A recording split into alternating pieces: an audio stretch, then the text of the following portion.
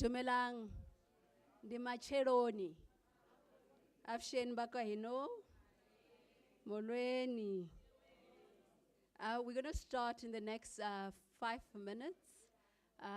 So I would like us to settle down. Please make sure that you've submitted your name, because we're going to have a raffle later on, and there are books that need to be taken home and to be read.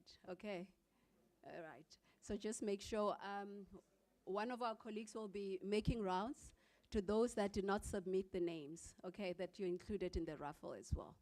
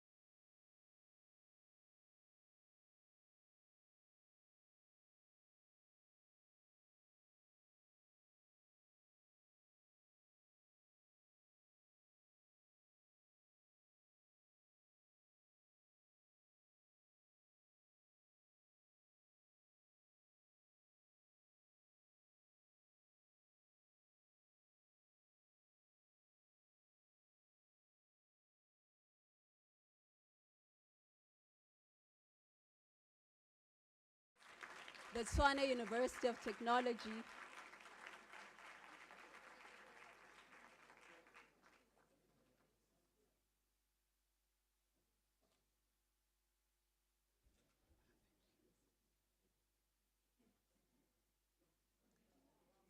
Let me do that once more. Let's welcome our Vice Chancellors, Prof Tinyiko Maluleke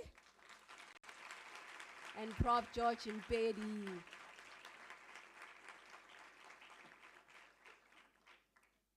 Welcome to the Tshwane University of Technology, the leading entrepreneurship university of technology shaping the future.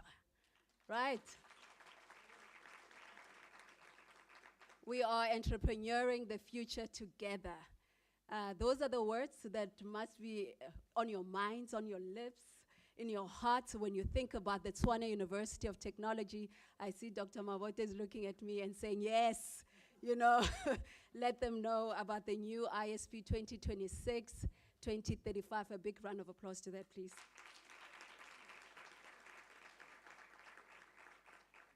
And welcome to the VCs Book of the Month. Through the TUT VCs Book of the Month, we foster a reading culture, encourage intellectual curiosity, and the exploration of ideas. Now today, Prof Mpedi's book, From Predator to Prey, Leadership Lessons from the African Wild and Beyond, is eminently suited to foster the ideals for which the TUT's VCs Book of the Month series was established. My name is Papama, and I'm a proud spokesperson of the Tshwane University of Technology, and quite excited, really, and honored to be directing the program today.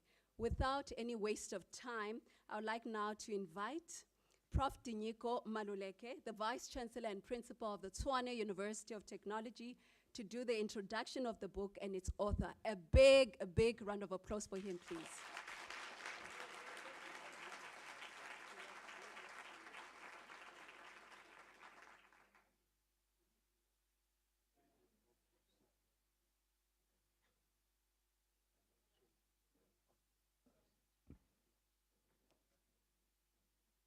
A big round of applause as we welcome him, please.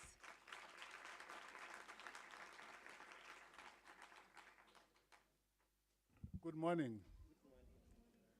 The Vice Chancellor of the University of Johannesburg challenged me to wear the TUT colors.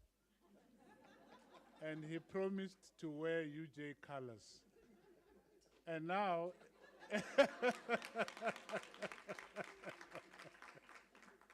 but it seems to me that he's wearing TUT colors actually, red and blue. Let me start by welcoming my colleague, esteemed colleague and friend, Professor Mpedi, the Vice Chancellor of the University of Johannesburg, and the author of the book that we are celebrating today. Last week, we coined the notion of two VCs, a tale of two VCs and a book, and I'll come back to that. But I want to acknowledge the presence of UJ TV, UJ FM, and the prize-winning Tshwane FM is here.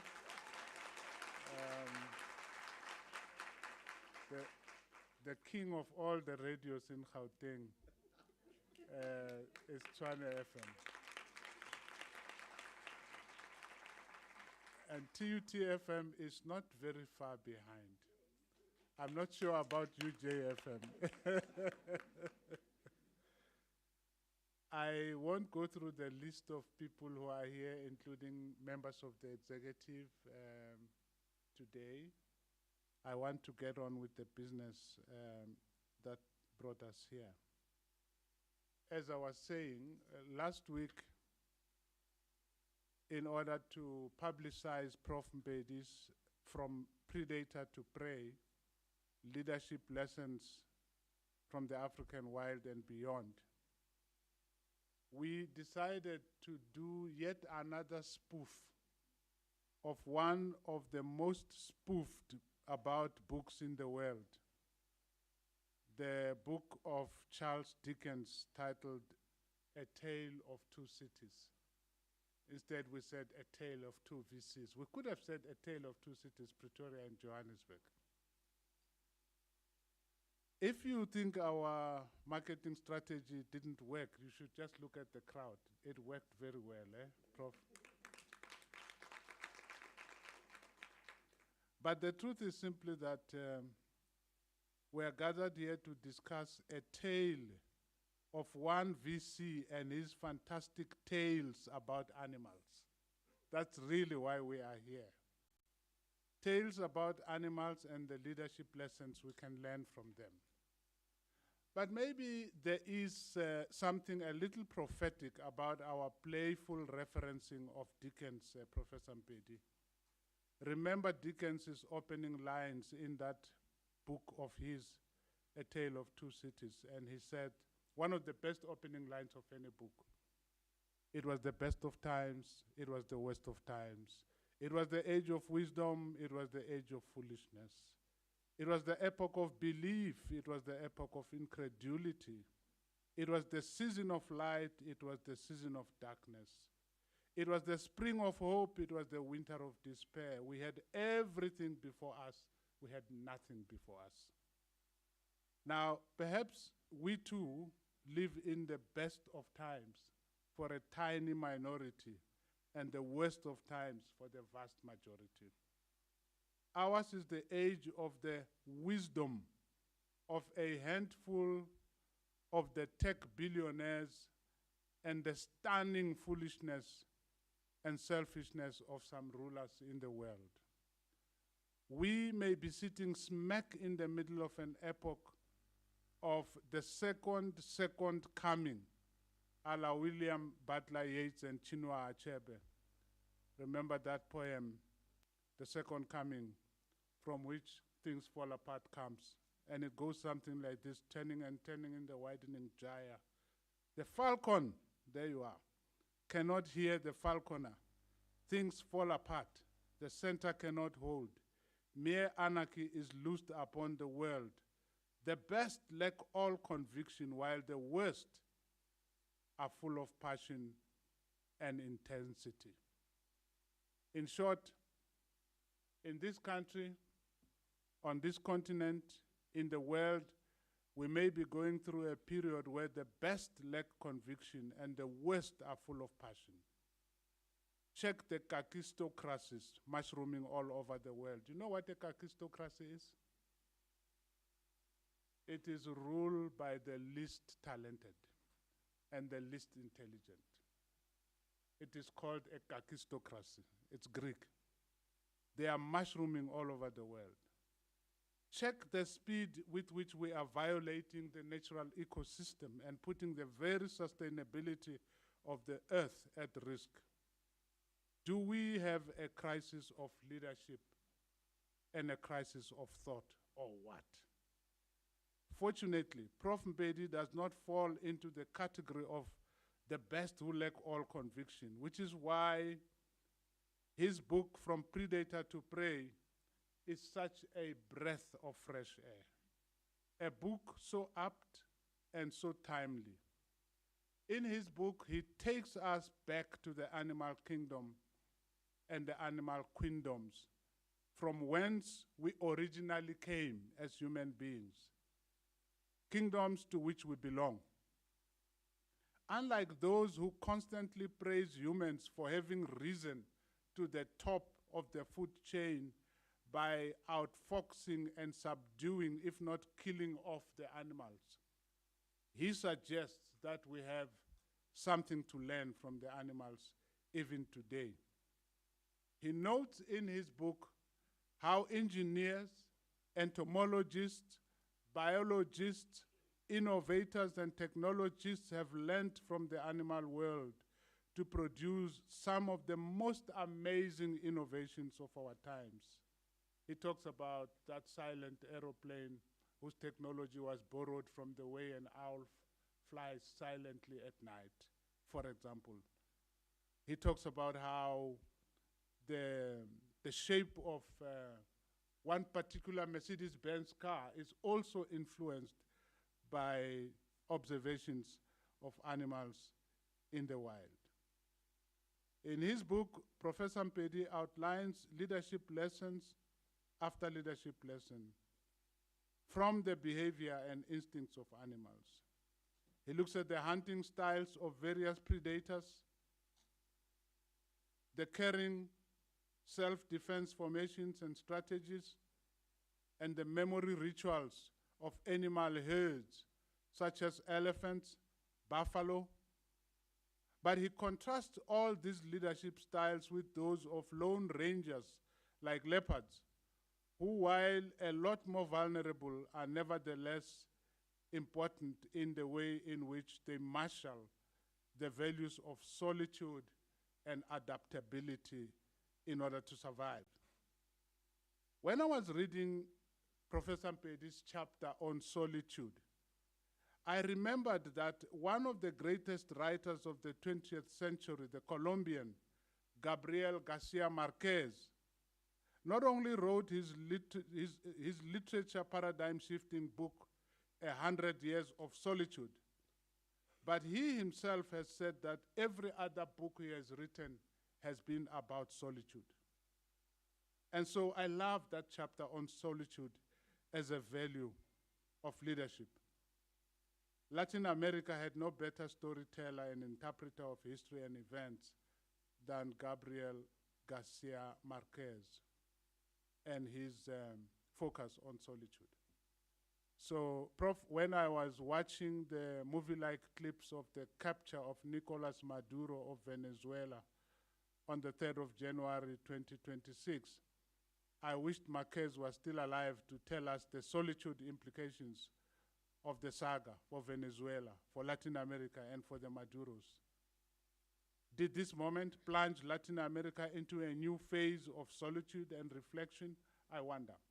But he's gone. He can't answer that question for us, but you are here.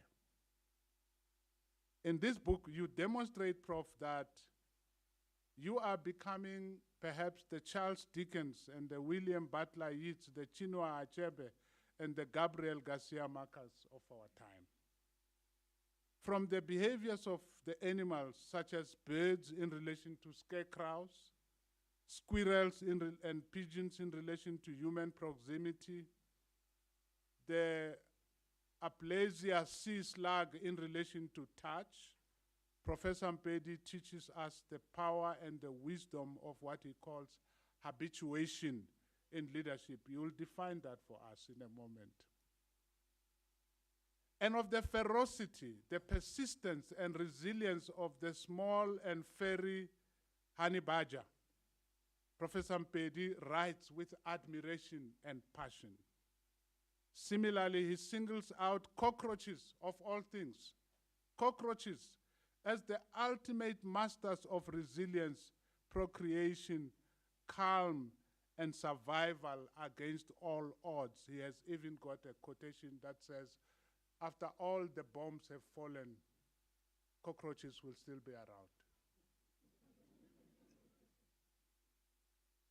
And for a lesson in adaptation and endurance, Mpedi advises us to look no further than the octopus and the camel. The camel, that animal without which Africans might have never survived or overcome the Sahara. He also refers to the chameleon and its ability to adapt to circumstance and context. Again and again, Mpedi returns to the leadership lessons from animals about mentorship, future-proofing, nudging their young away from danger and mischief. Some just nudge their young a little bit, others slap them if they misbehave to prevent them from running into danger. And he says there's so much we can learn from that. And it turns out that with all our mighty communication technologies, our emails, our SMSs, our social media, our voice notes, and the works, Mpedi suggests that there is a huge lot we can still learn about communication and about listening from elephants, from dolphins, and from honeybees, and even from termites that work like an army.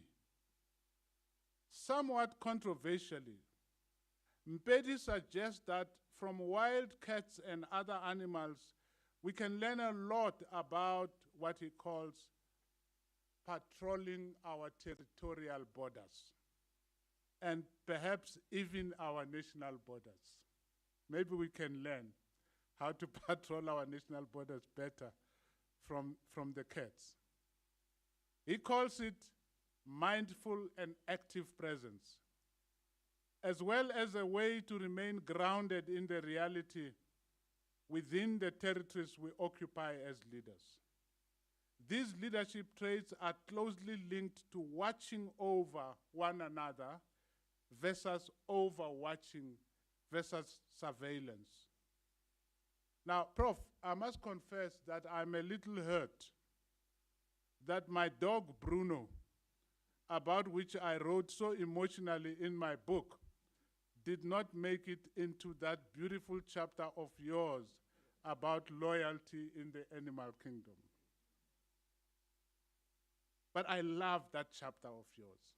What an incisive chapter about the power of loyalty in leadership. Still, I am sorry that my dog was bitten by a Japanese dog into that chapter.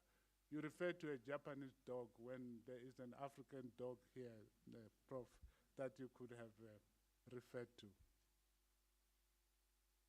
I also loved the way in which Prof Mpedi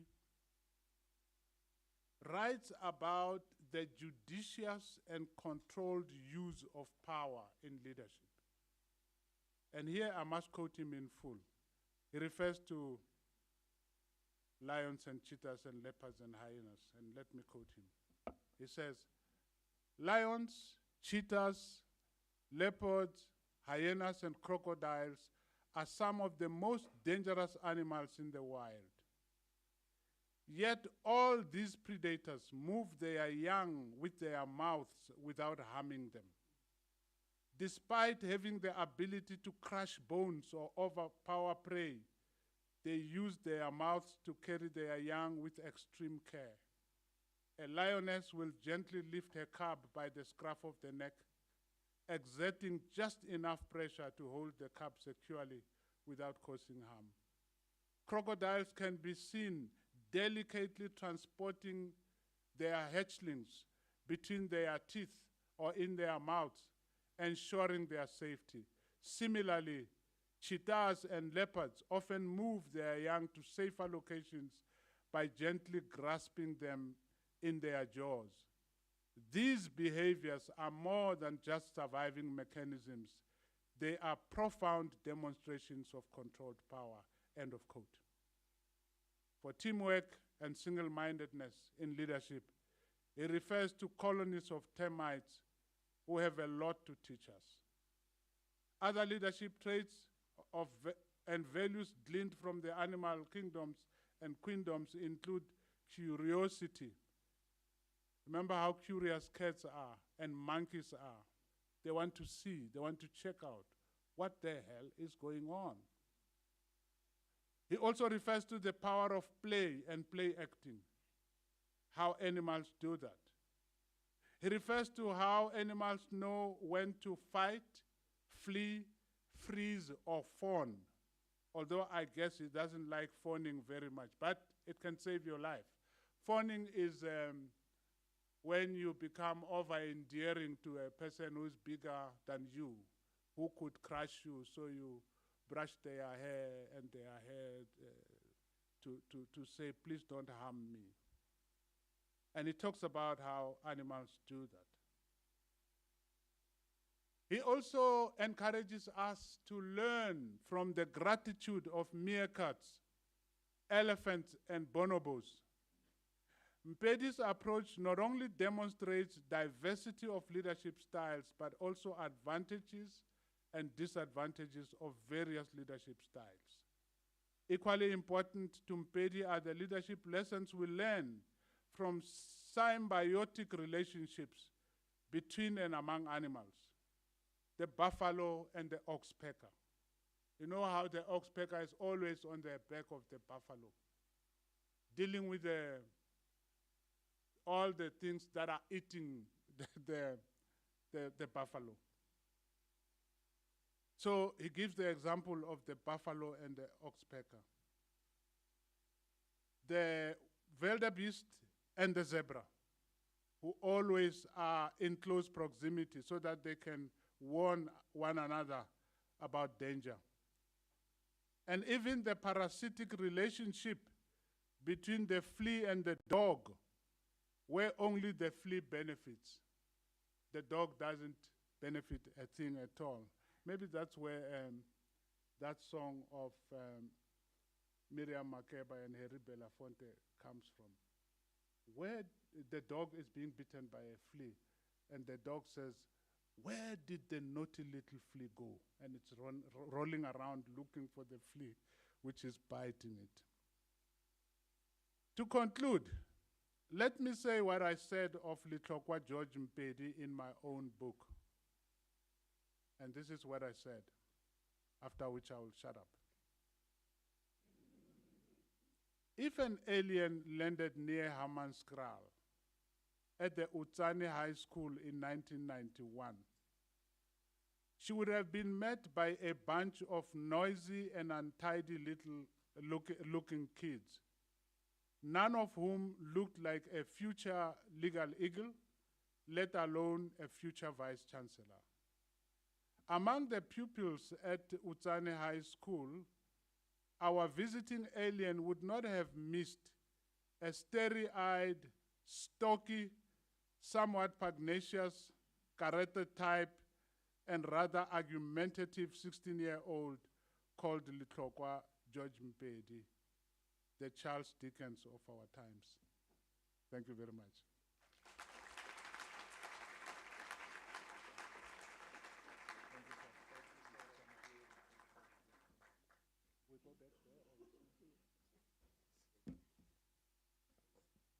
I think that deserves another round of applause.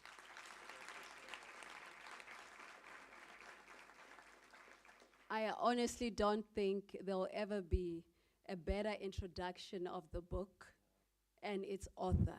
Don't you think so? Absolutely. Now, to talk about why he wrote the book, help me welcome Prof Letlhokwa George Mpedi. He's the author.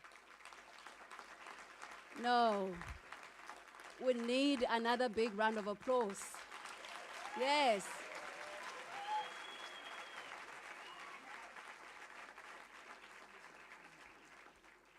Wow, wow. Thank you very much, Madam Program Director. My brother, Vice Chancellor, Professor Tinyiko Maluleke, executives of the entrepreneurial, did I get it right? The most entrepreneurial university of technology this side of the Mississippi River. Tshwane University of Technology. Distinguished guests, ladies and gentlemen, good morning. You know, this is one of those special days in my life. I mean, what a wonderful introduction to this book. Thank you very much, Prof. I really appreciate this. I'm so emotional. I mean, this is quite special.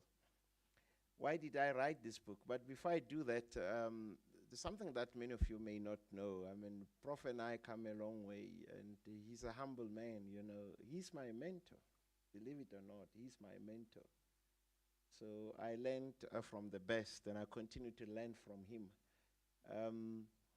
In this book, I talk about the power of mentorship. And please do not take this for granted. We write this book so that we can learn from each other. And I have to start by sharing this before I talk about what I've been asked to say. And Prof, he didn't ask me to say this, but Prof, bear with me. I have to share this story. We shouldn't wait for when we are gone for people to research this, that he might have said this and people argue and academics say, no, this is not true, then there are books. Let's say it now while there are cameras. and people can refer to videos and all this. When I was younger, I'm still young. When I was younger, single and sexy, and I still had hair, my wife always says, "What do you mean single and sexy? You're not single anymore." Yes, and sexy, what do you mean? But anyway, that is a discussion for another day. When I was a youngish researcher, I'm a lawyer by training, so I was doing research on employment equity, and I came across an article with the title, "Do I, with my PhD, Need Affirmative Action?" written by one Dr. Tinyiko Maluleke. And that person happened to be a husband to one Mrs. Danisa Maluleke, who happened to be a colleague of my late older sister, Mrs. Lindiwe Doris Zulu. And when I went home, I said to my sister, "Please ask your colleague to ask her husband, one Dr. Maluleke, that I need this article." Guess what? The next day I had a copy of that article, autographed and with well wishes, and a few weeks later I got an invitation to my first professorial inauguration at the University of South Africa. I didn't even know what professors did when they talked at a professorial inauguration, but I knew one day I wanted to become a professor. Prof, you don't know what that meant to me. And I had a front row-ish seat, not front row, but front row seat. And I remember your talk, Prof, your lecture. You talked about your travels in Africa. You know, I remember when you talk about your visit in Ghana, how people, you know, would have their taxis with words such as praise God and all those, how people embrace God and so on. And I see it now. I'm a chief in Ghana. I always think of you and I see how people write those things. I always remember that day when you invited me. And guess what? When I was inaugurated as a professor at the University of Johannesburg, guess who had a front rowish seat? One Professor Tinyiko Maluleke. And we stayed in touch, and we worked together, and he's still my mentor today. And please, it's not corruption now that because he gave me an article, now he invited me today. No, we work really hard, and everything is on merit. So, hey, I see headlines. Now it's one hand washes another.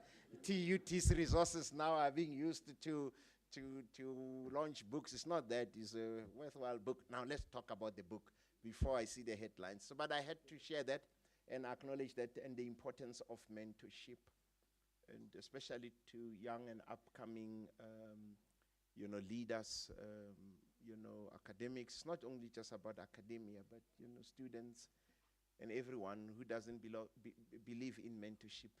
Mentorship is extremely important. I thought you'll give our great Vice Chancellor here a warm round of an applause. I'm who I am partly because of his support.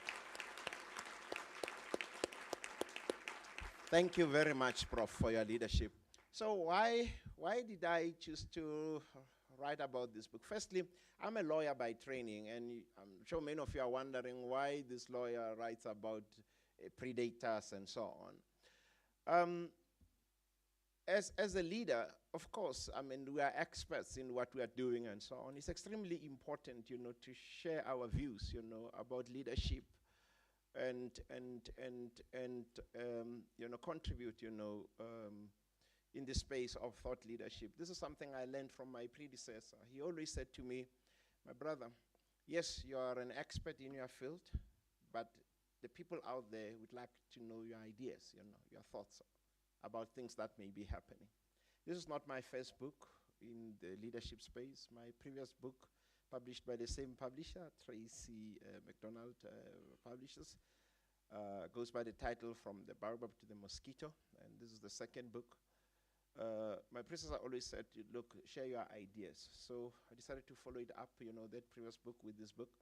My family and I are regular visitors to the Kruger National Park. It pains me, to see those videos, with floods and so on. But animals are resilient. I have no doubt that the Kruger will bounce back, and we must support the Kruger. So people think we're crazy. I mean, on average, we visit 4 times per year, on average. And people think we're crazy, you know, you go to the same place. I'll tell you one thing, not every single visit is the same.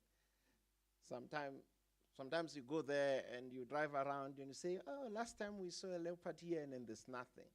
But I would urge people who visit the Kruger, just go there and enjoy the place, you know, the tranquility, you know, enjoy small and big animals, enjoy nature, birds and so on. If you go there, I'm looking for the big 5, you know, you want to enjoy the place.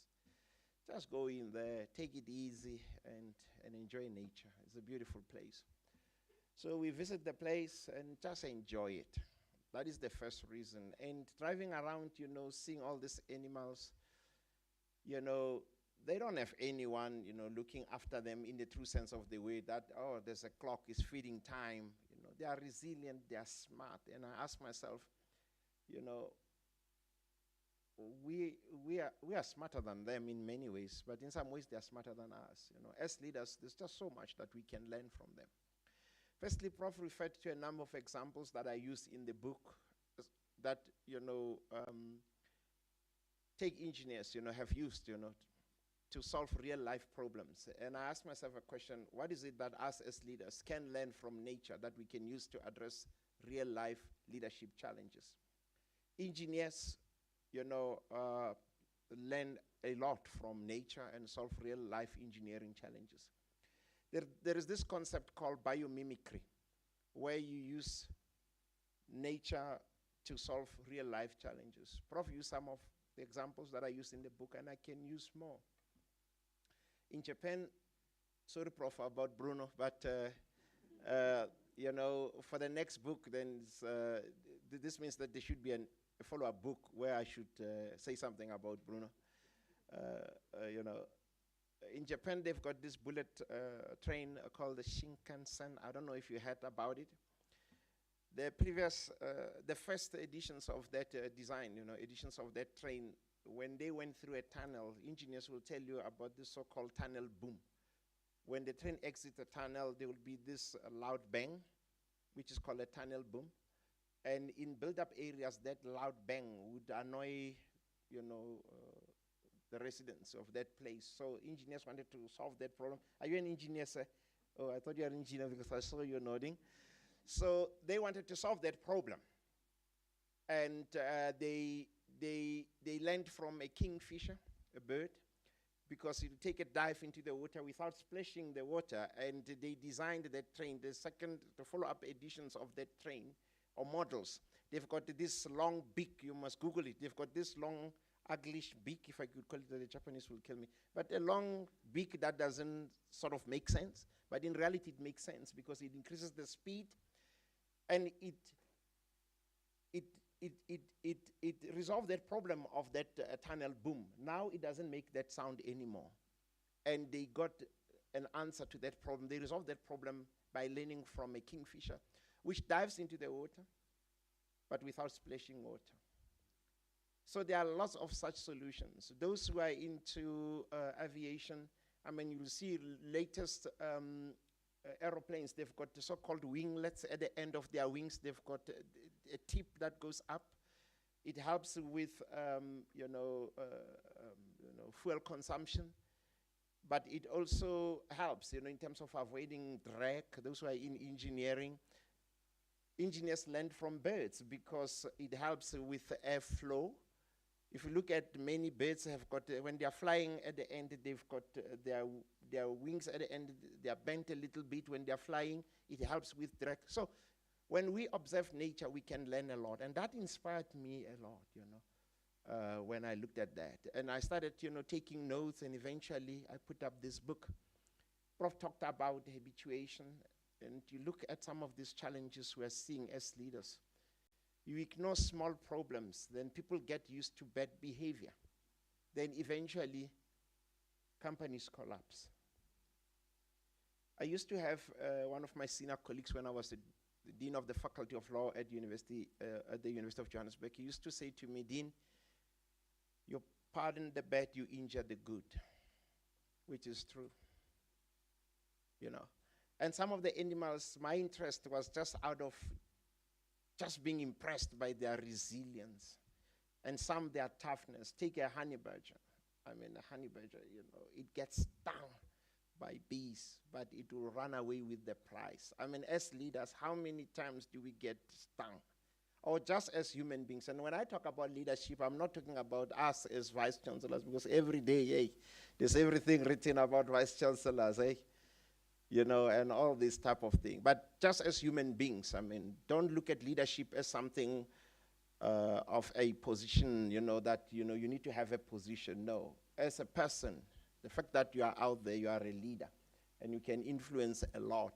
How often do we run into challenges?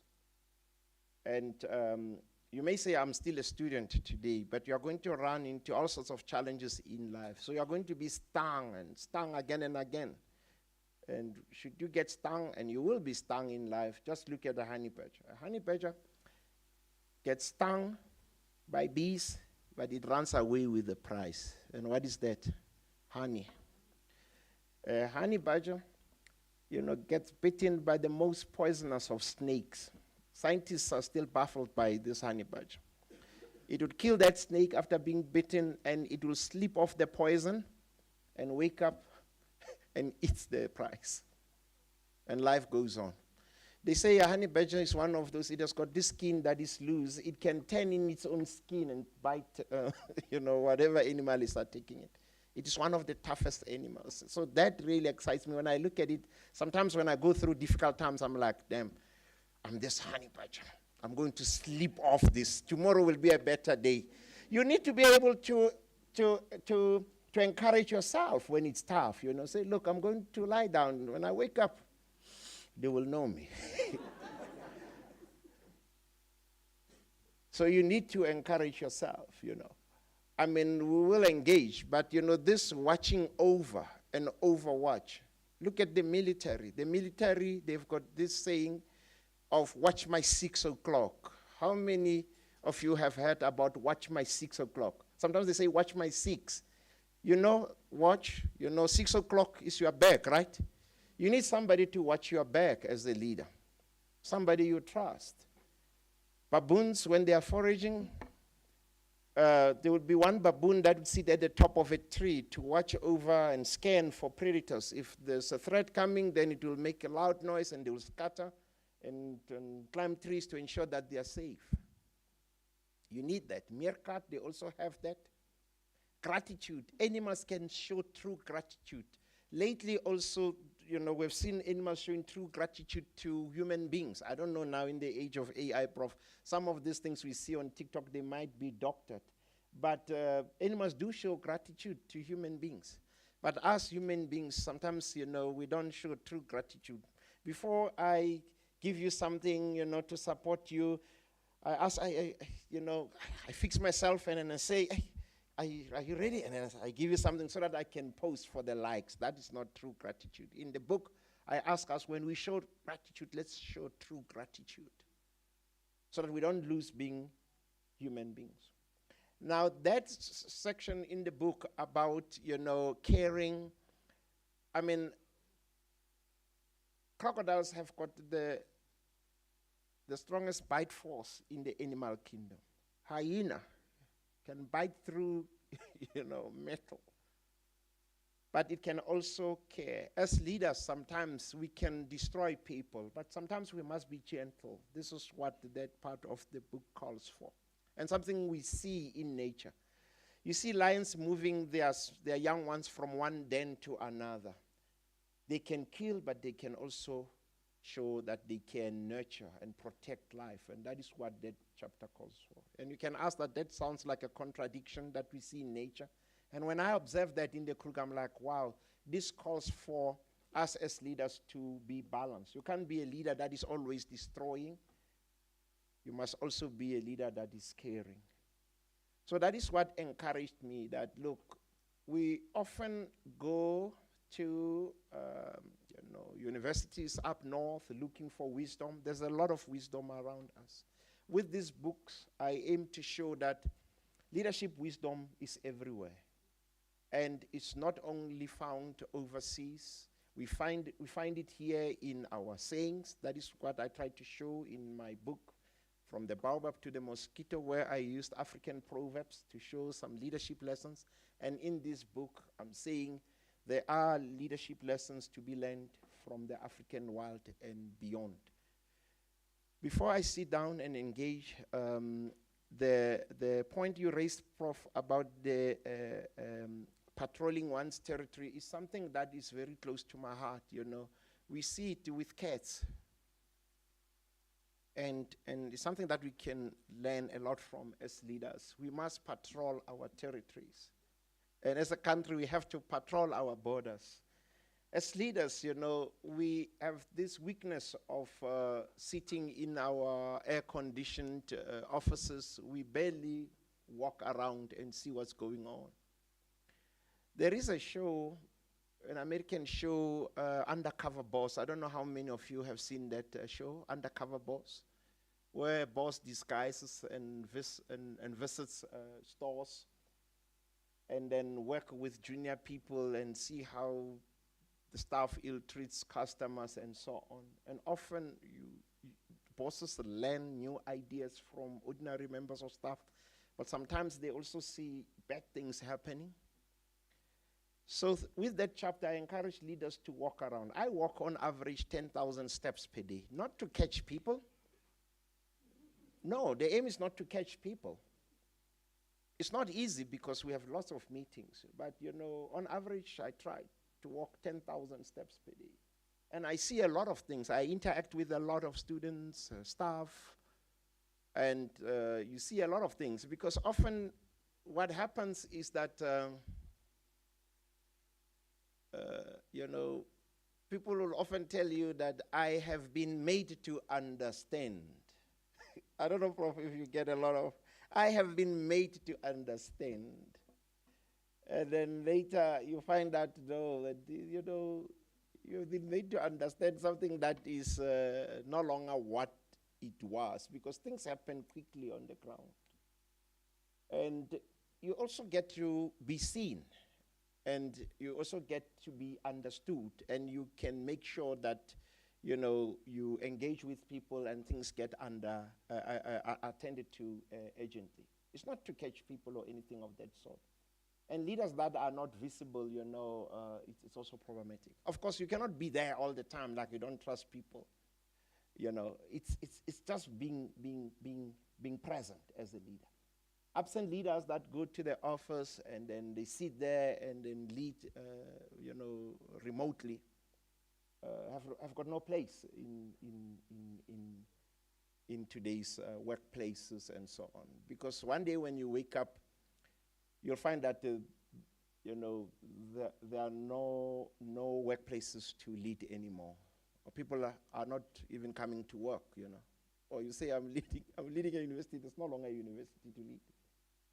So it is important to be present, it's important to engage with people, it's important to understand, you know, the mood on the ground, get new ideas.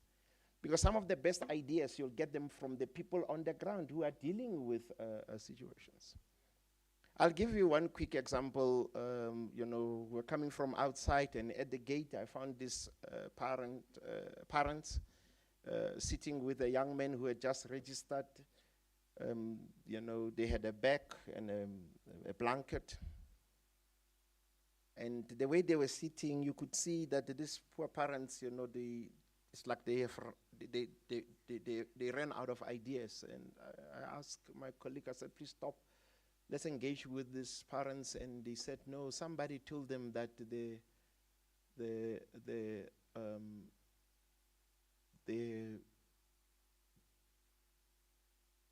there's no place to stay.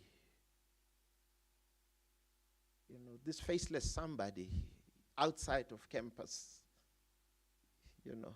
These are the challenges that you have to deal with. Faceless person outside of campus. And you can imagine, you know, of course it was not the case, you know. So sometimes you just have to be there, you know, and engage with people and help the helpless and deal with people. It doesn't have to be like that. imagine how many people who get to engage with this type of things.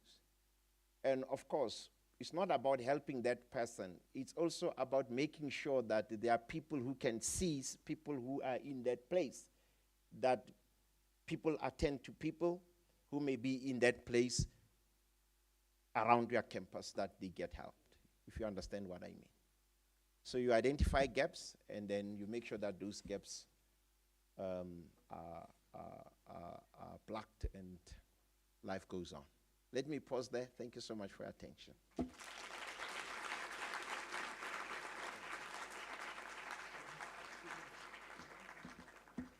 I think now you understand better why Prof Mpedi wrote the book. Ladies and gentlemen, we're now moving on to what we call a fireside chat, led by Prof Tinyiko Maluleke, the Vice Chancellor and Principal, and there'll also be an audience interaction. Prof, over to you. Can move on to that. Yes, please.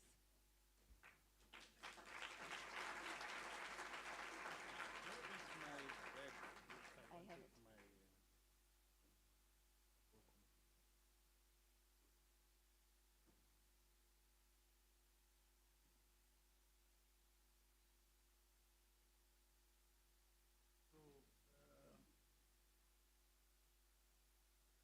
I think we have to turn it on. Yeah. So, Prof, aren't you a little bit too kind to animals? I mean, animals are rough. They murder one another. They kill. I mean, dear boy, go Kruger. But the way you are putting it is like, you know, there's a community of gentlemen and gentle ladies there. It's rough out there. Aren't you over-humanizing them and making them look more attractive than they are? Look, it's survival of the fittest. Most definitely, it's rough, you know. But there's a lot to learn from that roughness. I mean, take a leopard, a solitary leopard. You know, when it's surrounded by hyenas that would like to take its hard-won kill, it lets go, and there's no weakness in that. It's wisdom. Sometimes, you know, when you're surrounded by hyenas, you just let go and live to fight another day, because a leopard cannot risk being injured, because it doesn't have a clan that will protect and support it. It must hunt, you know. So it's better to stay safe and live to fight another day. So it's just like us, you know. I mean, it's a jungle out there for us. If you go and don't pick your battles, you know, you won't last. That is the message, basically. Survival of the fittest. Yeah, these are scary things. You know, Charles Darwin, whom you refer to a lot, there's also something called, I mean, he didn't quite coin the survival of the fittest, but the law of natural selection, that those who adapt and who are fit will outlast the unfit and so on. But there's social Darwinism, which becomes an excuse. In other words, it was once thought that Africans are not the fittest as opposed to white people, for example, that rural communities are not fit, that they will die away, African languages will die away because they just won't survive the jungle. And once you begin to say that, then you put actions in place that say, never mind them, they are going to die out soon anyway. That's not what you mean. Not at all. No, not at all. And we should be careful about making that assumption. I'll give you a quick example. And we're only human. Sometimes we think like that. I'll use an example from the Kruger. Many of you might have seen that story of a hyena that was attacked by lions. It is assumed it was attacked by lions. I didn't see it, attacked by lions, but it's assumed, and they broke its hip. It's rough there. I mean, it's nature. I mean, and it walked with its front legs. When I saw the story, I'm interested in nature. I said that that hyena won't last a day. It lasted 4 months. Actually, yes. I don't know how it's doing. And there were reports that people saw it. They said, well, that hyena is not only surviving, it's thriving. It adapted, and it was doing well. We assumed that it's rough there. It won't last a day. But it adapted, and there are lessons to be learned. So, of course, there is this survival of the fittest, but it's also about adaptability. It's about all sorts of those things that we can explain in nature. It's also about conditioning. I know I'm not answering you. No, we're talking. Yes. So, the parasitical symbiotic relationships, the flea and the dog. You know, some parasites do not even leave the host after the host has died. They stay there, eating away, or even turning the host into a home of sorts. Now, there are parasitic symbiotic relationships between friends. What do you do with such friends? There are also parasitic symbiotic relationships between employers and employees. And I suppose it can happen both ways. Jack Welch says, in any company,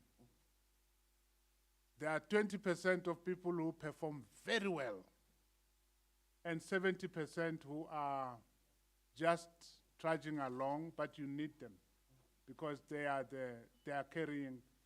holding up the sky. And then there's 10% who do very little, and they should be worked out because they are not going to help you ever. They are the parasites, as it were. So what do we do with parasitic relationships in our own personal lives, but also in the work situation? I'm telling you, those parasites, if you are not careful, they could end up draining you and dragging you down with them. So, as a leader, you have to make a choice that you go down with them or you let go, or you let them go. That is my own position. But my view is that here we're dealing with human beings now. Let's forget about it. So we're dealing with human beings. You have to now, I put on my law cap now. There are laws to be complied with. You cannot just, let people go. You give people the support they need in terms of the law. But at some point, you have to let people go if after all the support you've provided, they don't improve and so on. Because if you don't let those people go, you end up with that situation that I've described earlier of pardoning the bad, injuring the good, because there will be a situation where those people that work hard will be expected to carry more, workload, carrying that dead wood. Then you end up losing good people, not because they don't love their work or the workplace, but because they are carrying more than they can handle. And you'll end up losing good people because of the parasites. Let's talk about solitude very briefly. Yeah. So in this very vibey world in which we live, there's social media, there's parties, bashes, and goombas going on. And then you go and be solitude. Wabora.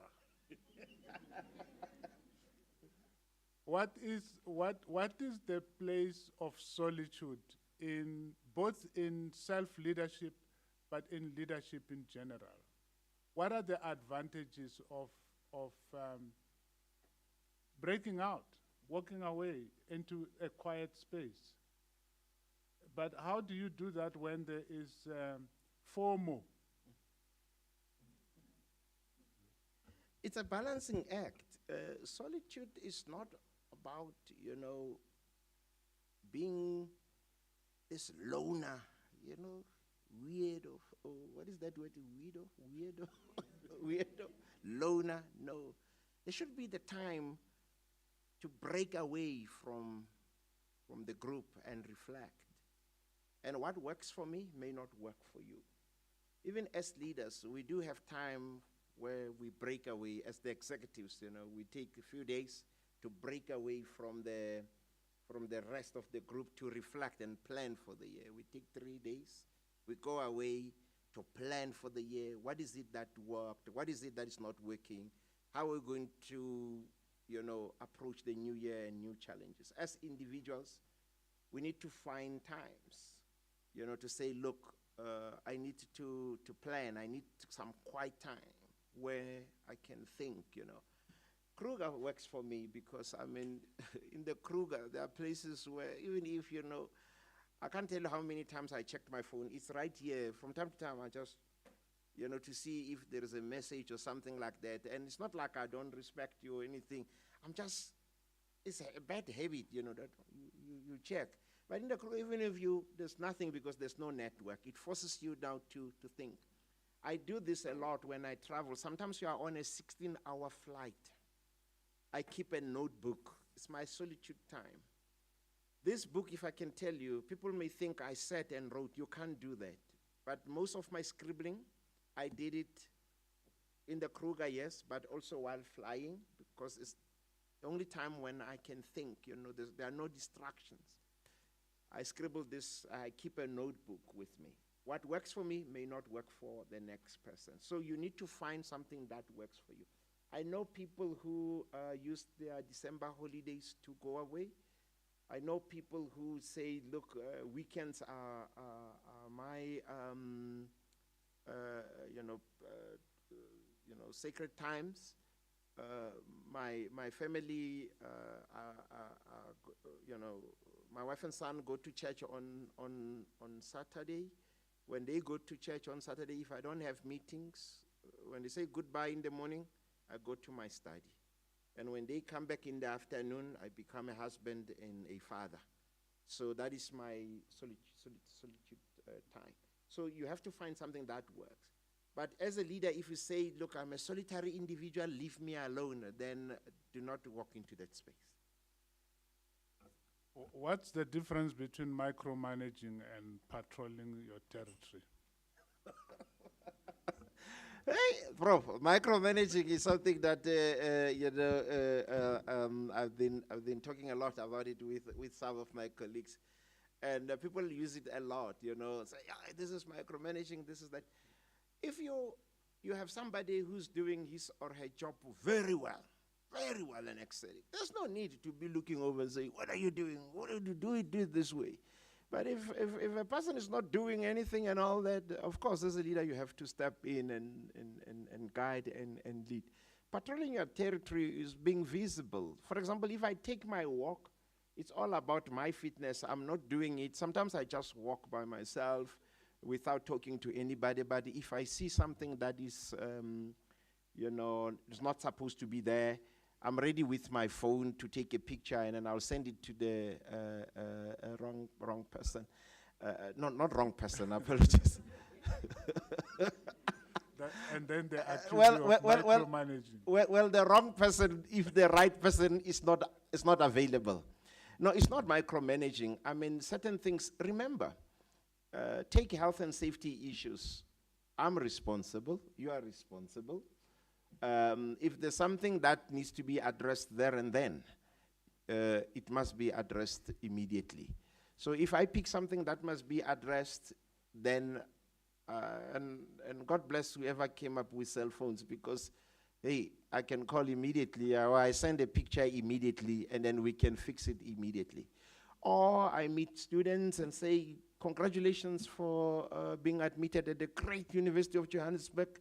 Thank you, Vice Chancellor, and say, what is it that we can fix to make your life even more exciting at the university? Oh, this, and then I'm like, why? I didn't know about that. Did you ask this person? No, I don't know, or this and that. Don't worry, we'll sort it out. Hey, I've got this nice student, contact this person. Then I've got a happy student. It's not micromanaging. Yeah, okay. Before Papama comes to take questions from the audience, if you were to choose only one, between a honey badger, a cockroach, and an octopus, what would you like to be? I'll be a honey badger. I like a honey.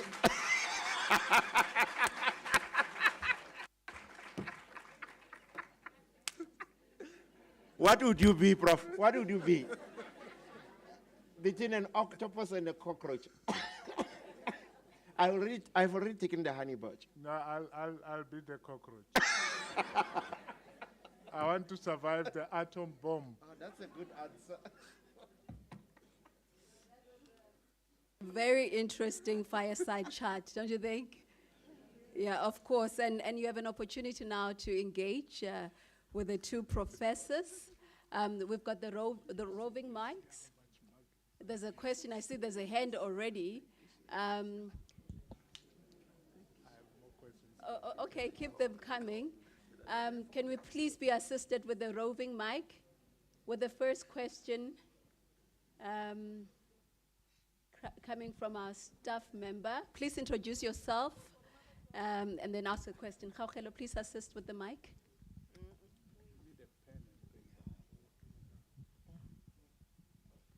We need a pen and paper. If you have.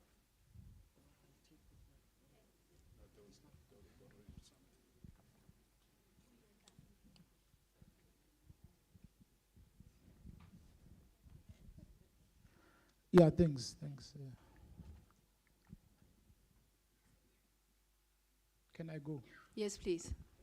Yeah, let me commence by congratulating you, Prof, on your literary work.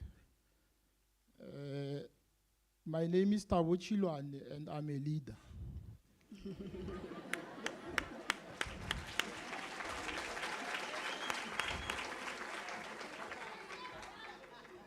Prof, I would have loved to have a rigorous scholarly discourse with you in respect of the contents of the book, but I'm still going to read it post facto. But I'm going to limit myself to the contents of your presentation. It would appear to me, Prof, that this book is attempting to nudge the reader to make a juxtaposition between leadership in the context of animals in their natural habitat and human beings in their socially constructed environment. Now my question is, to what extent does this dichotomy, the social construct and the natural habitat, presents a problem in respect of this book achieving its objective, where we will be able to draw parallels between the two environments which are dichotomous? Thanks.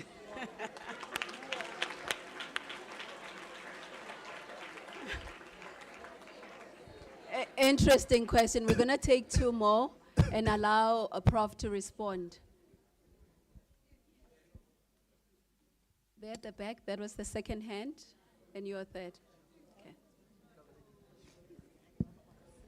Okay. No, thank you very much. My name is Philani Kazuzunduli, and I'm the current Deputy President General of the ISRC of the People's University.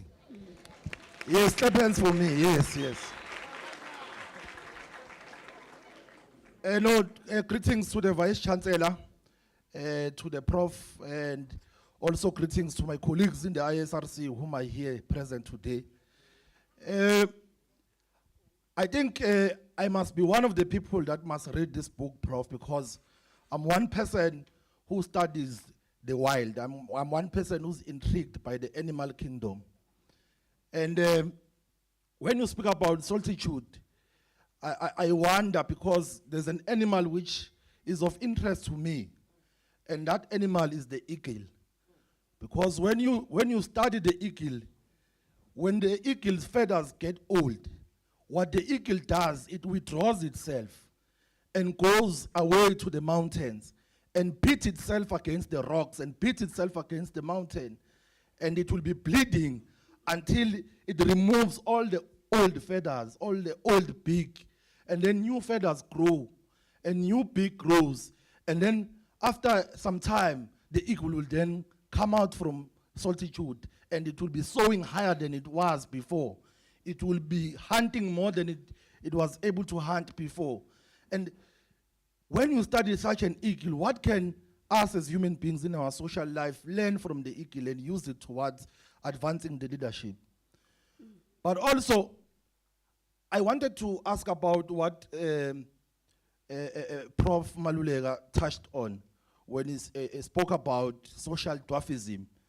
And saying that it's a survival of the fittest, making an example of how white people colonized us and conquered us as black people. I often sit alone and ask myself, really, when you speak about the animal kingdom and survival of the fittest, maybe as Africans, because we as Africans believe in Ubuntu, we are welcoming, we welcome visitors. We are very hospitable. So is not that also a weakness towards us? Because white people did colonize us, they did conquer us, because they had more bigger guns than us. They had firepower, which we did not have. And I ask myself, after so many years of oppression and colonialism, why is it that African people are still even oppressed until today? Here in South Africa, we're colonized by a population of less than 5%, which owns the majority of the land and the wealth. And us as black people who are suffering in the slum dwellers, who are unemployed, we are security guards, we are cleaners, we are scum of the world, we are scum of this country. Yet we are majority in terms of numbers. Why is it difficult for us to unite and to fight against the white slavery and the white colonialism which is oppressing us? Sometimes I even ask myself, maybe Africans do deserve to be oppressed. Thank you very much.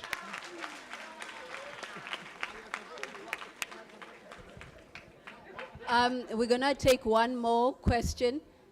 Please keep it brief. Maybe, Papama, before it becomes too many, let him speak to the ones Okay. now. Yeah.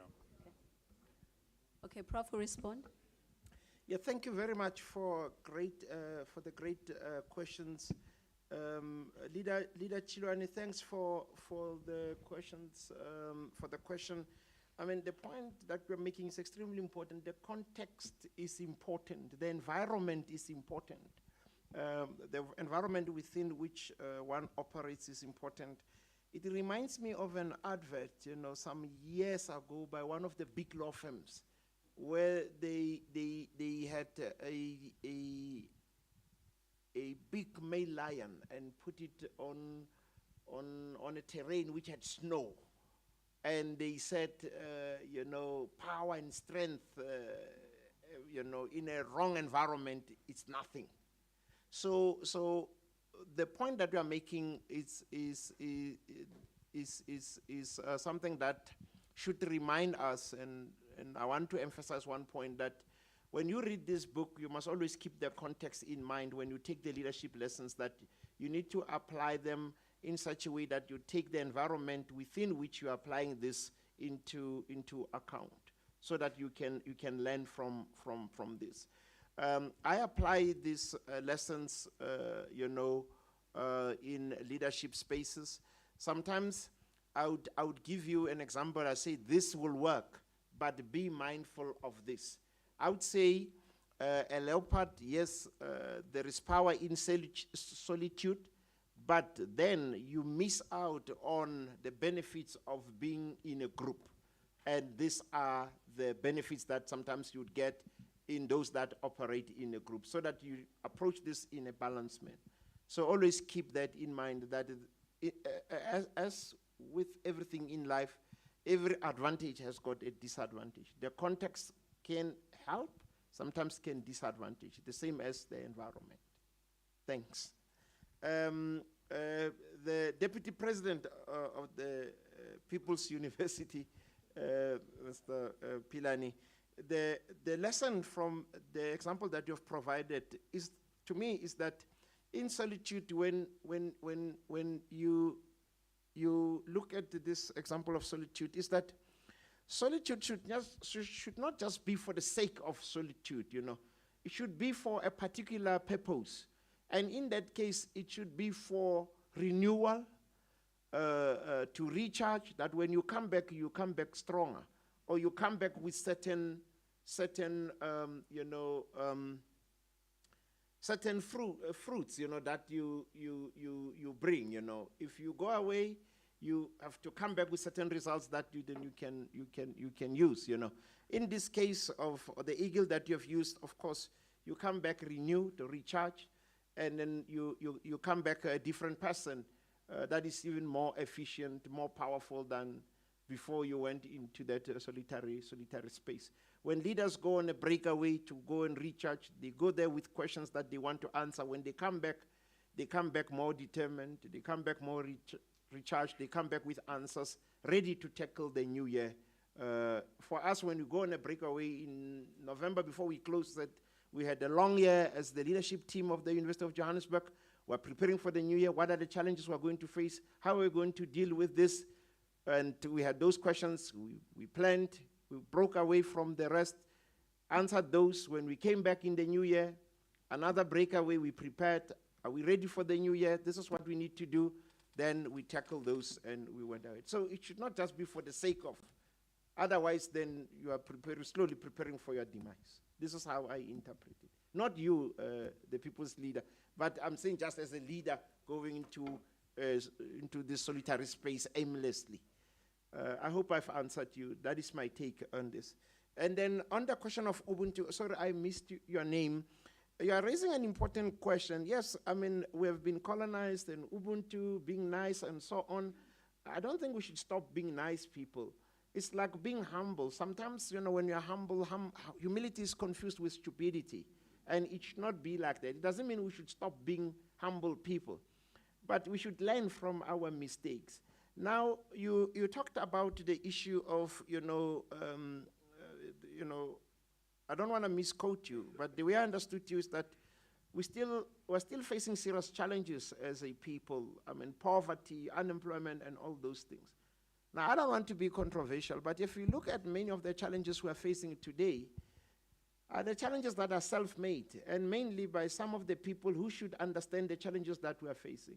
My biggest challenge is that we tolerate some of the things that we should not be tolerating, and from our own people that we should be holding accountable. And it should start with us holding each other accountable and not tolerating mediocrity from our own people. We should be each other's brother's keeper.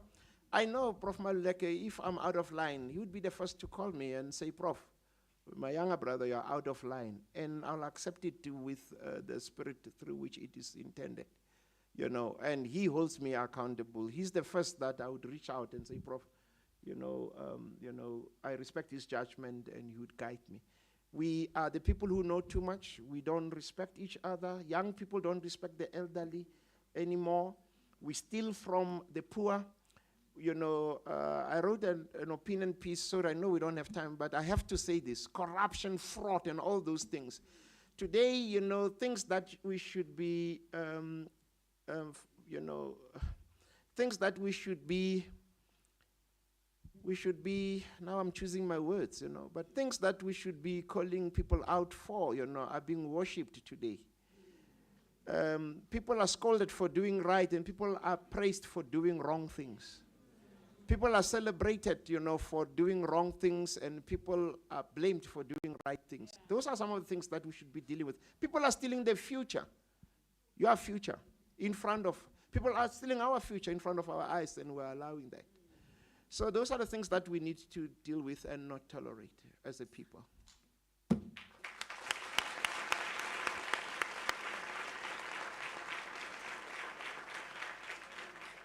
I recognize the hand. And ma'am, yes, of course, let's give him the roving mic.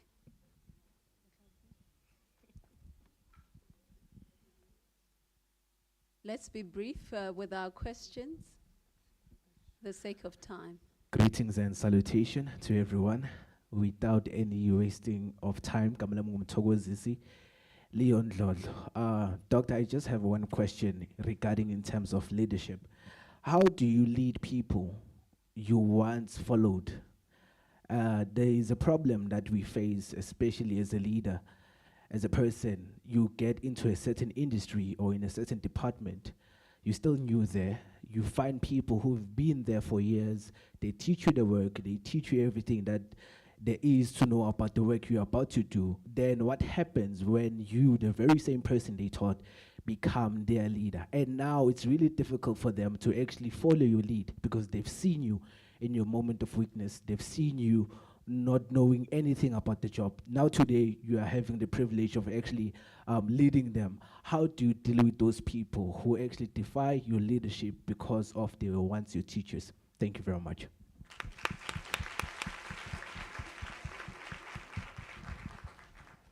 Thank you, Prof, so much for an insightful leadership. Leadership is an area that is, for me, I think because there's an ethos of leaders up naturally, well, everyone is born to be a leader. Let's start from there. And then the second thing is leadership is situational. Just like the animals in the wild, the ethos of them leading depending on the situation. How do we apply those in everyday, accepting that all of us here are leaders? How do we lead and employ those lessons from the wild?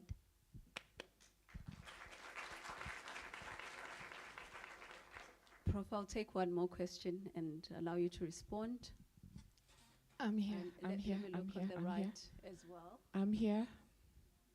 Good morning. Oh, sorry. Good morning, Prof. My name is Vitumelo Mthembu. I am a researcher in organizational leadership. So my question, and in leadership terms, is that who now is the predator and who now becomes the prey?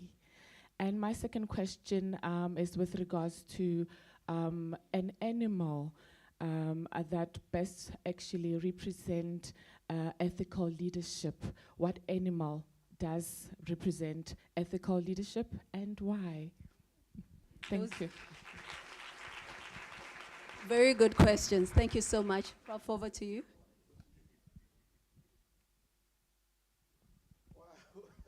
Wow, the last question. Okay. Mthokozisi, your question is difficult. I think it's about the people. Some people, there are people who accept somebody who rise to leadership positions in front of their eyes and respect that person easily, and some people struggle to accept, some because of jealousy and so on. And I think I would advise somebody in that position to not focus on such people, but to continue to work hard, to prove those people wrong. Not to go out there and say, I want to prove them wrong. Because sometimes people say, you'll see this person will fail or they have got doubts. Don't prove them right. Because sometimes people prove such people right by being lazy, not doing their work properly, and so on. In such cases, you have to show a great deal of maturity, and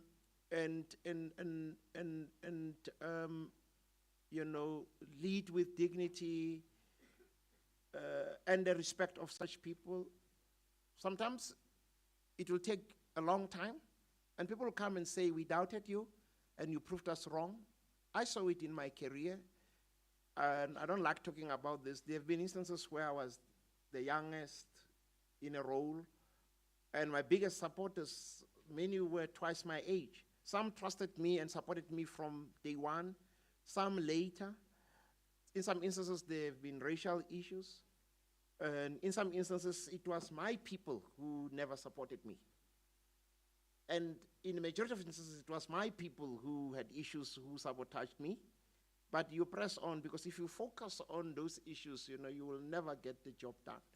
So I would say focus on the task at hand. Don't prove people right by not doing your job. Sometimes it helps to have one-on-one with people to say, look, I've noticed that, you know, you don't seem to be excited about certain things. How can we work together? You're an important member of my team. How can I support you so that you support me?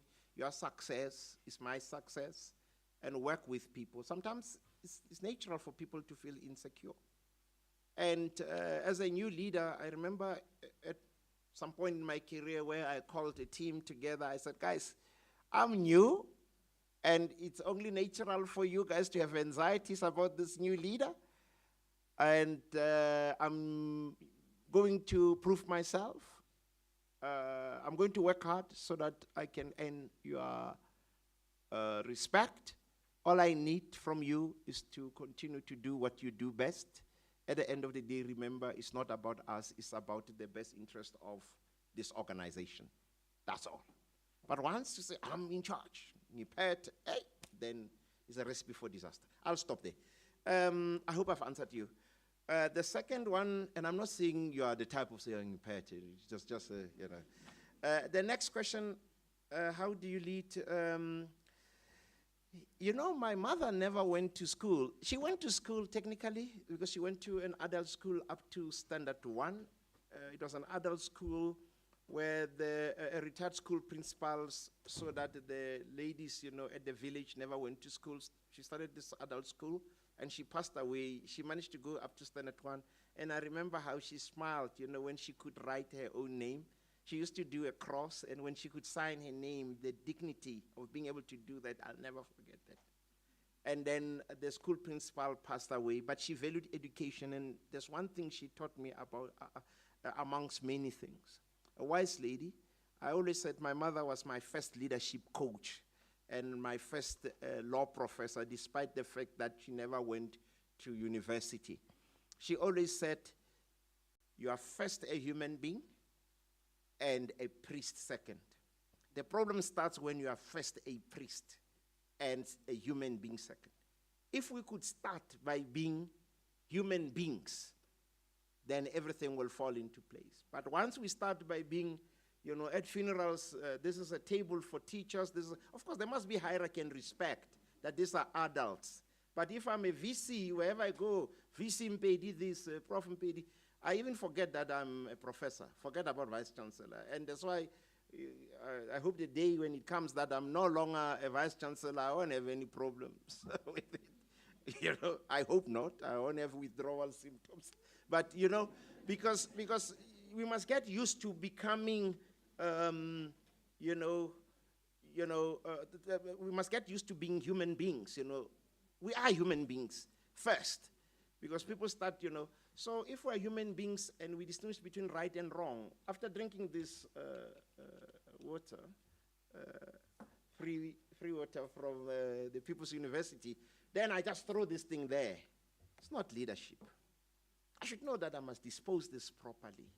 And these are the things that we need, you know. You look at how dirty most parts of our country are. People chew a gum and then they throw it away.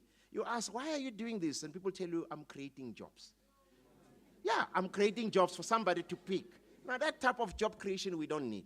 We don't have time, but I hope I've answered you. Now, the last question. My goodness. Who's a predator and who's a prey? Hey, did I understand you correctly?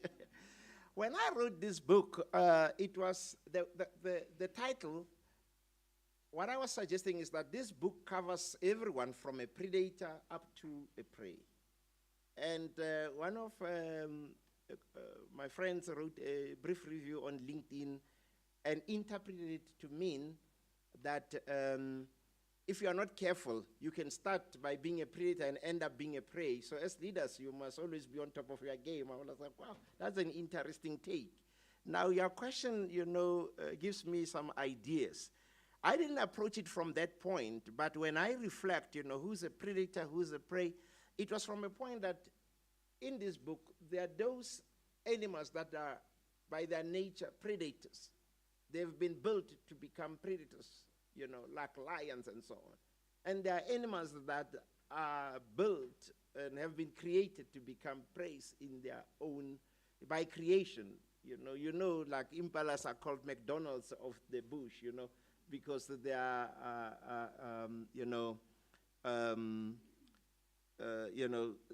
they are eaten by all sorts of prey.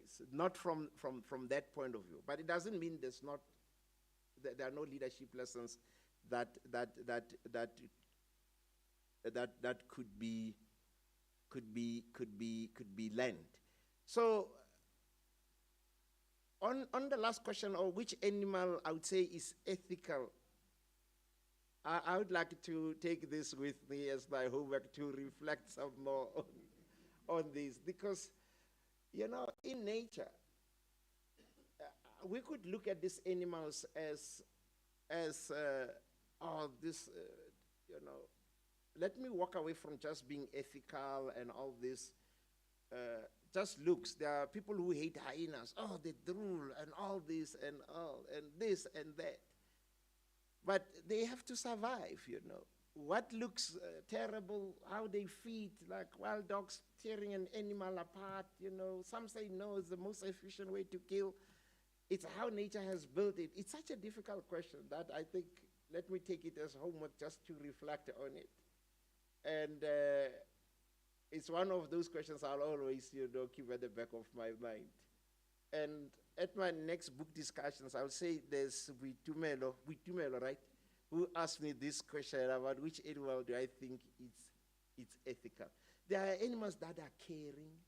There are animals that I would say they are this, but to say this animal is ethical, there are unethical animals that I say this is definitely unethical, but to say this is ethical, is there an animal that you think is ethical from you watching just the wild? If I may throw this back at you. Yes. Yeah.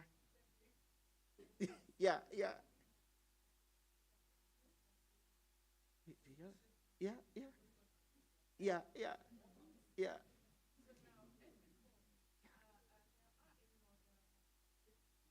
That's right, yeah.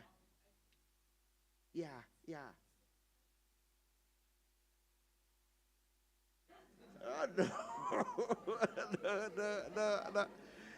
No. That I'll reflect about this and follow up and updates, follow up editions. I'll work on this. But thank you for the question.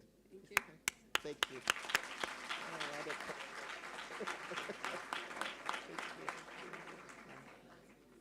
Thank you very much for that insightful interaction and engagement with the Prof Mpedi. I wish I could take more questions, right? But the book is there, and we have an opportunity now with the lucky draw for some of our audience today to win a book, right? Are you ready for that? Yeah. We're going to start with the raffle.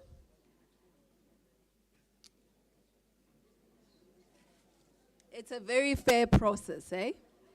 It is, because I'm going to put my hand. I did request everyone, let's settle down, colleagues, ladies and gentlemen, that as you come in, you make sure that you submit your names, right?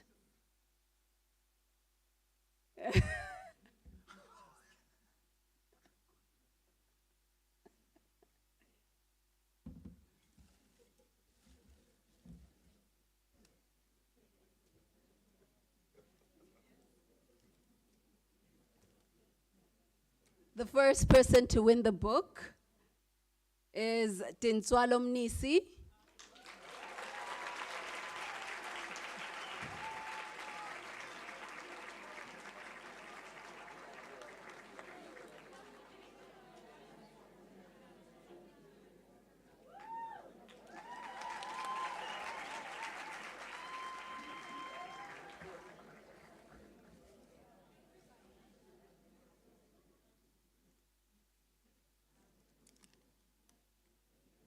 Thembinkosi Nqube.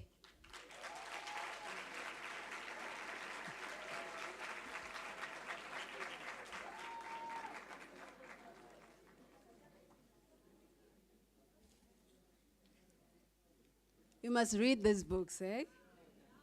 Fortunate Lulu.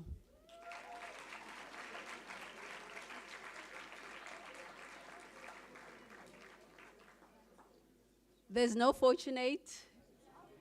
Then we're sending it back to the port. No, there's no fortunate. We're gonna ask for some IDs, yeah, hey? I see.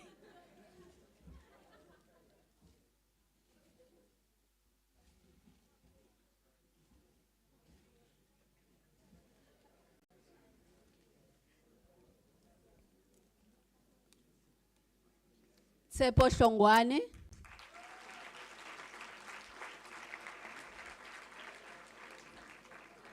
All right, Tsepo is not here.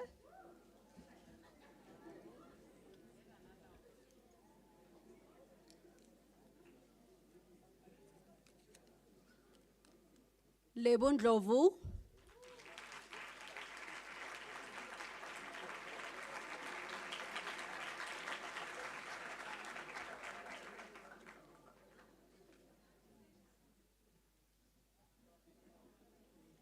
Makadikwa Tupana.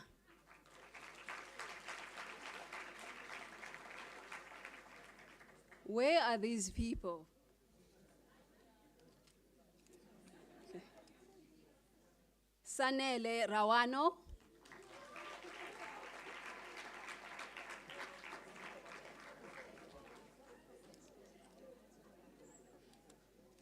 Six more books to go. Bontle Mokwena.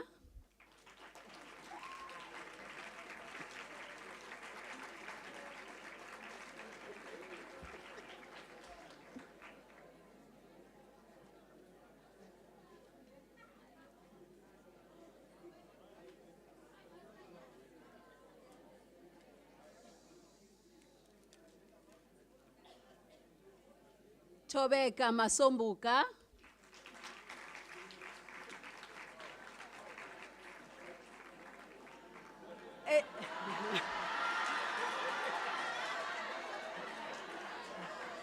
Are you Tobeka? Oh, we passed it. We did call out your name. Shongwani. There you go. Okay. Tobeka Masombuka. Is it not Tobeka?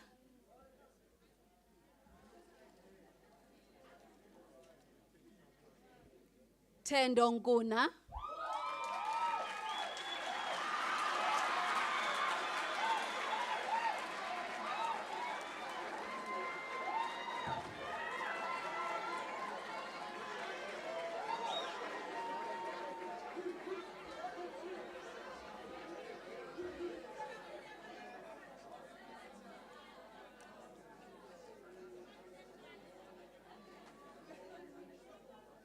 Ntebogang Nengwename. Nengwename.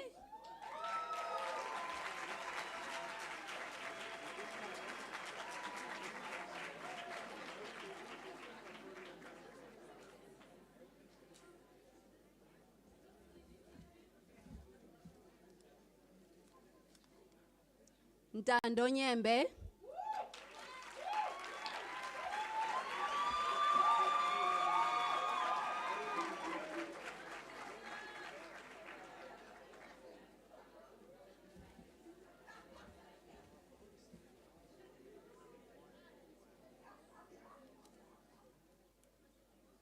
Sabi Moache.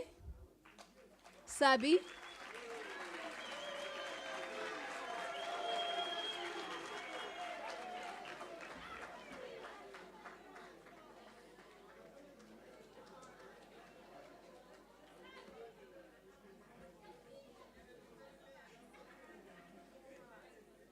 Shepherd Khoza.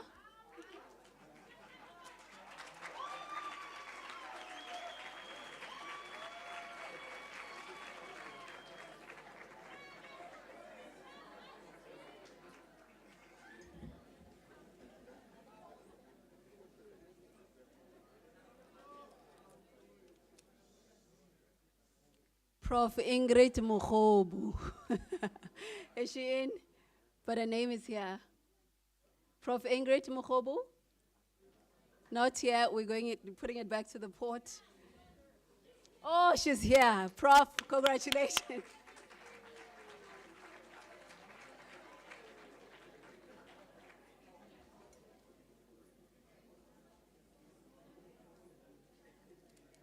You nearly lost it, Prof. Queen Vukeya.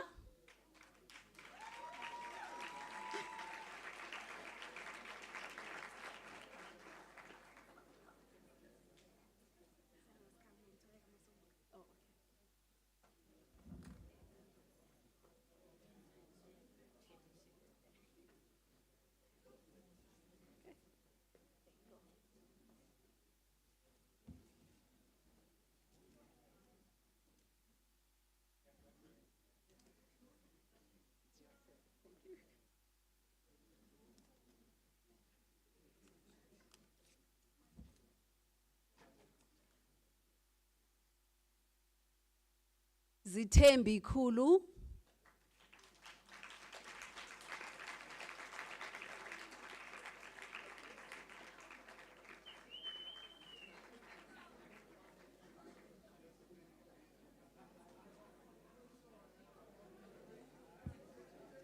And now for the last book. Can I hear a drum roll?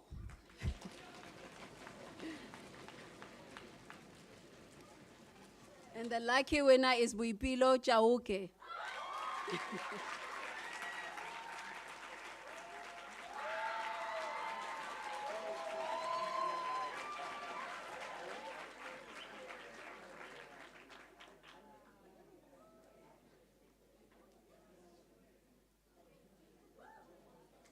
Thank you very much, and congratulations to all the winners. I would like now to invite, for the closing remarks, Prof Ntebogang Mokgalaka. She's the Executive Dean at the Faculty of Science. A big round of applause for her, please.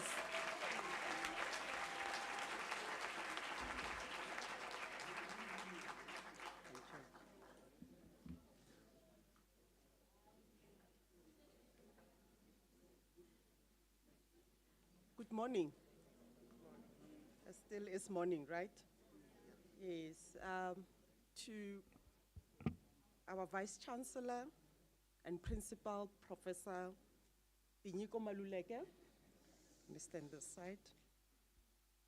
Our guest of honor, the Vice Chancellor of the great University of Johannesburg, Professor Letlhokwa Mpedi. Honorable guests, ladies and gentlemen, students, colleagues. I think after this, I will never look at animals the same again. Yeah. But I must say that we need to do Bruno some justice, Prof. And I have two dogs, Pedro and Shadow. Maybe they can also make it. But I just want to share with you something when you mentioned the patrolling, animals being patrolling their territory. So my dog Pedro, sometimes at 3 a.m. in the morning, he will wake you up and he will demand that you go outside with him. And of course, I will be so annoyed. And then he goes out and he smells the air. He will just go out around the room smelling the air. So he is patrolling his territory. I'm not sure what that does to him, but after some while, he's satisfied. He does not go to do a pee or what. He's satisfied. He has smelled the air. Now we can go back and continue with our sleep. So, I must say that, you know, I was writing a notes, but I thought maybe I should just summarize some of the key takeaways that I took, not only from the summary of the book as our VC gave us, but also from the fireside conversation that the two VCs had about the book. The first takeaway, a lesson for me, was the power of mentorship, and how Prof Mpedi shared with us how the mentorship from Prof Tinyiko shaped him as a leader. So do not take for granted the power of mentorship. And I must say that mentorship does not begin when you are a Vice Chancellor. It begins very early on when you have the ability to give back, whether it is your skill, whether it is your experience, or anything, to somebody that they can use and learn from. The present and visible leadership resonated very well with me. The book emphasizes care, communal, interconnected leadership, and the moving away from the top-down control type of approach towards a more inclusive and present leadership approach. Hence, the patrolling your territory is important as a leader, to be visible, to be present, to know what is happening, you know, on the ground. So resilience and adaptability. We could draw lessons from the diverse species, such as the cockroach, that will survive even an atomic bomb, and and the octopus with its many tentacles, but always the ability for it to adapt to different environments within the deep sea. And so this book highlights the necessity of a leader to be resourceful, to be resilient, and to be to be adaptable in volatile environments.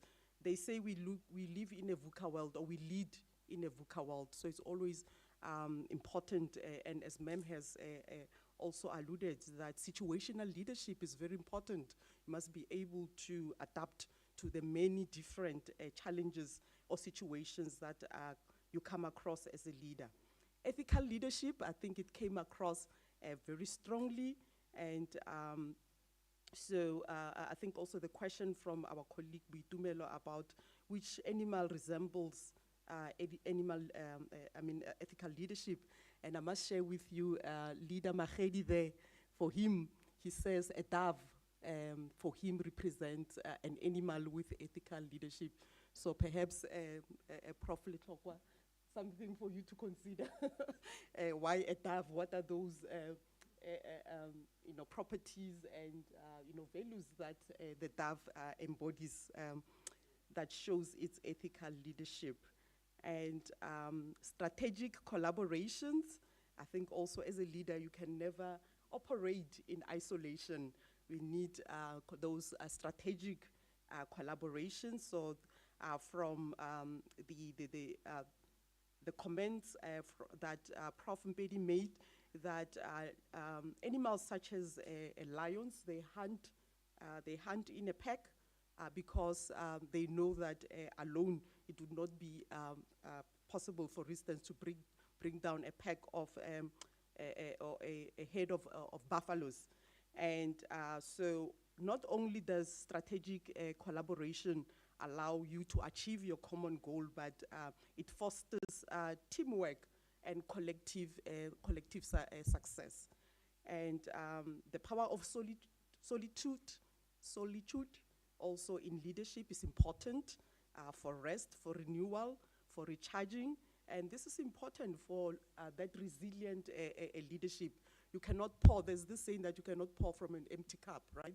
So as leaders, and leaders in all contexts, we need to be able to use that solitary moment to recharge and come back more stronger, more determined, and more effective in our leadership. So in a nutshell, really, this book should serve as a guide for rethinking leadership, for emphasizing effective, sustainable leadership. And Prof Letlhokwa shared with us, you know, the many problems that are plaguing us right now in our own country, in our own context. It is the lack of leadership, where leadership should be there and it is not available. So for that sustainable leadership, it requires you know, leaders who are very observant. It requires leaders who are there. It requires leaders who are engaging rather than loud and boisterous leaders. And there's nothing wrong with being, you know, charismatic, loud, and boisterous. However, if that is coming from an empty space, we will also hear it, because there will be just hot air that is coming out. So in a nutshell, I hope that, and I know that some of you might have taken much more maybe lessons from this conversation and this book. Lucky are you that have received the, the free copies. But some of us, we will be ready outside with our cards, Prof, to buy the book, but also to get a signed copy. Use this as a moment. It does not happen every day that you get the Vice Chancellor of the great University of Johannesburg signing and autographing your book. So in closing, really, I would really like to thank our Vice Chancellor, Prof Maluleke, for your visionary leadership and for your commitment to leading this leading entrepreneurial university of technology. Thank you.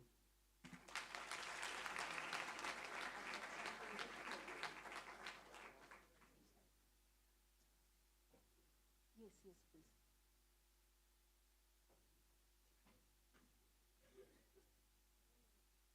Should we do it? Yes, please. Yes. Oh, okay.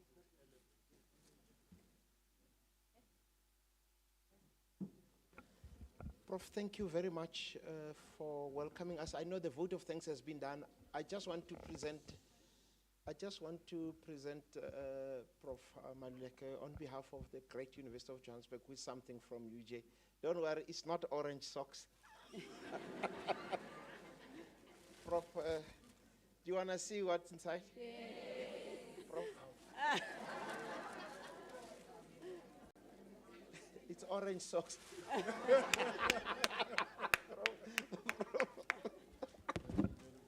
Prof, thank you very much.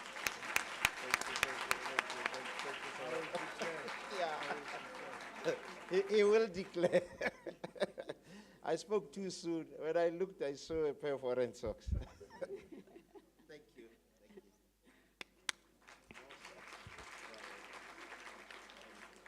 Thank you so much to all of you for gracing us with your presence and for attending the VCs Book of the Month with Prof Letlhokwa George Mpedi. A big round of applause to the two VCs.